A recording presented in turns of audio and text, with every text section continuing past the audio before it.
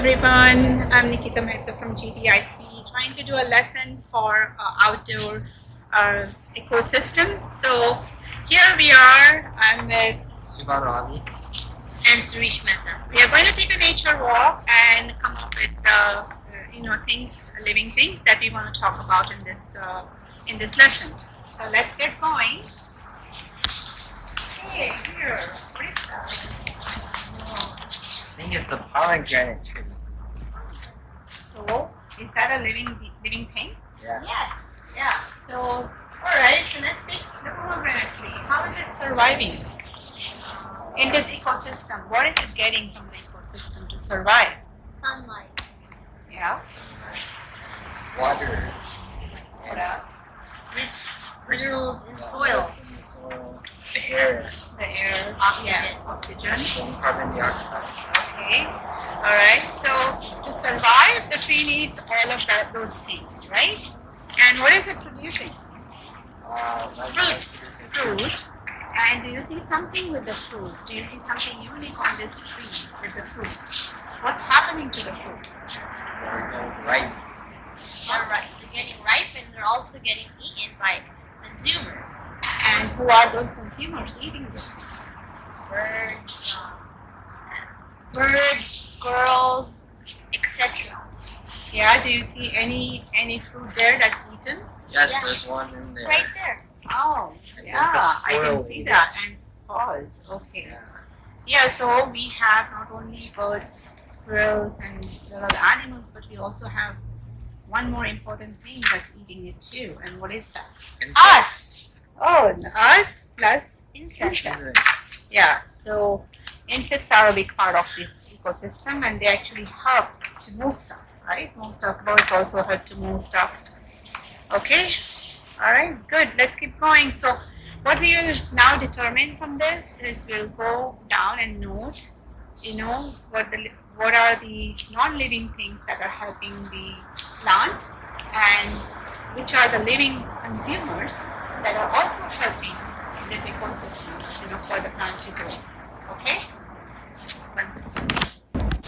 So basically the model that students picked for this lesson is the pomegranate tree. And so we are just trying to show, the fruits on the tree, the fruit that was eaten by the birds and or small animals. So as you can see, there are lots of things, living things that are on the tree, around the tree, and these fruits are actually a good source of energy for a lot of these living things. It's not only the birds and squirrels, but also the insects, that are on the tree. They also get to eat the tree leaves. They also get to eat some of the fruit, once it's actually broken into, by all the other animals. Also captured insect on the tree. So now we are going to go ahead and cover the conducive environment factors. The pomegranate tree is harvesting sunlight and converting it into different types of energy. One type of energy is its own food called glucose, and other energy is in the term of fruit, which is able to produce and give to other animals. When an animal eats a fruit, the energy that's in the fruit transfers to the animal, such as that pomegranate right there. That pomegranate was eaten by an animal, so the energy from that pomegranate was transferred into the animal. So now we will cover the energy within the ecosystem. So here's a live capture of the birds on the tree, that the students were able to record.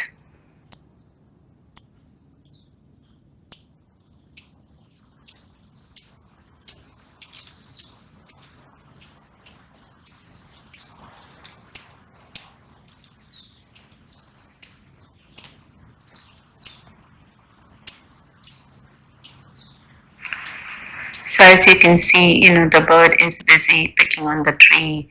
It's finding the little ants, the insects, and whatever it can find, and just having a feast.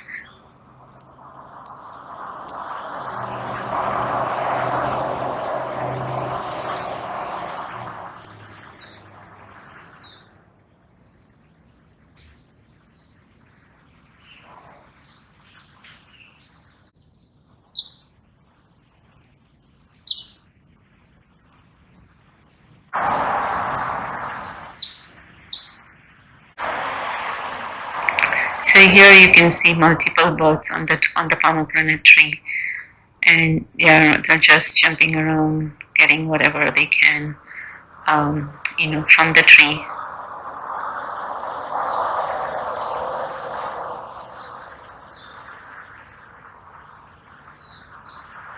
So here you can see it's not just the birds, but then other things like the lizard that you can see, and within the fruit, the students try to pick it out. There's insects crawling out of there. So all of these living things are getting the nutrients from the tree, and the lizard is enjoying the insects, the multiple insects that are out there, and getting the energy that way. So it's not just the tree is actually kind of indirectly supporting all these living beings to survive in the ecosystem. As you can see, there are more ants here crawling around the tree.